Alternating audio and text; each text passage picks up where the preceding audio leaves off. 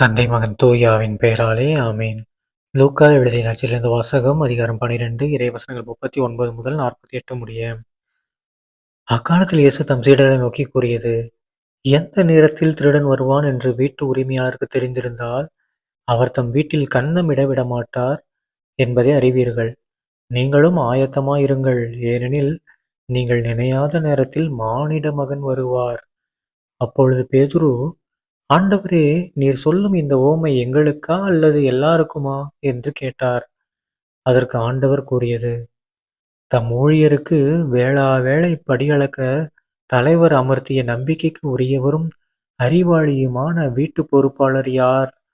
தலைவர் வந்து பார்க்கும்போது தம் பணியை செய்து கொண்டிருப்பவரே அப்பணியாளர்.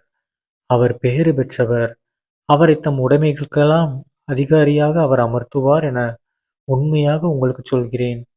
ஆனால் அதே பணியாள் தன் தலைவர் வர காலந்தாழ்த்துவார் என தன் உள்ளத்தில் சொல்லிக்கொண்டு, ஆண் பெண் பணியாளர்கள் அனைவரையும் அடிக்கவும் மயக்கமுற உண்ணவும் குடிக்கவும் தொடங்கினான் எனில், அப்பணியாள் எதிர்பாராத நாளில் அறியாத நேரத்தில் அவனுடைய தலைவர் வந்து அவனை கொடுமையாக தண்டித்து நம்பிக்கை துரோகிகளுக்கு உரிய இடத்திற்கு தள்ளுவார்.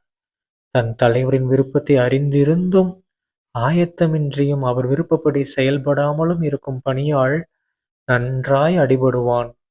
ஆனால் அவர் விருப்பத்தை அறியாமல் அடிவாங்க வேண்டிய முறையில் செயல்படுபவன் அவரது விருப்பத்தை அறியாமல் செயல்படுவதால் சிறிதே அடிபடுவான். மிகுதியாக கொடுக்கப்பட்டவரிடம் மிகுதியாகவே எதிர்பார்க்கப்படும்.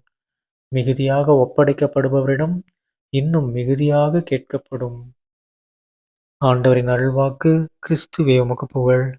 அன்பார்ந்த சகோதர சகோதரிகளே, இன்று பொதுக்காலம் 29ஆம் வாரம் அக்டோபர் 22ஆம் தேதி 2025ஆம் வருடம் புதன்கிழமை. இன்றைய நட்சத்திர பலனும் இயேசு கிறிஸ்து ஆண்டவர் நம்ம எல்லாருக்கும் ஒரு பயங்கர ஆப்பு வைக்கிறாரு. ஓகேங்களா? என்ன ஆப்பு? மற்றவங்களாவது என்னை பற்றி தெரியாம சட்டத்தை மீறி பாவம் செய்கிறாங்க. ஆனால் நீங்கள் எல்லாரும் என்னை பற்றி தெரிஞ்சிருக்கீங்க. இப்பயும் ஆயத்தமாக இருக்கணும்னு தெரிஞ்சு வச்சுட்டீங்க. ஆனால் தெரிஞ்சு வச்சே நீங்கள் பாவத்தை செய்கிறீங்கன்னா என்ன நடக்கும்? பயங்கரமா அடி விழுவும்னு சொல்லிட்டாரு ஏசப்பா. ஓகேங்களா? ஏசப்பாவோட அடி நமக்கு எப்படின்னு தெரியும். ஓகேங்களா? அதனால என்ன பண்ணணும்?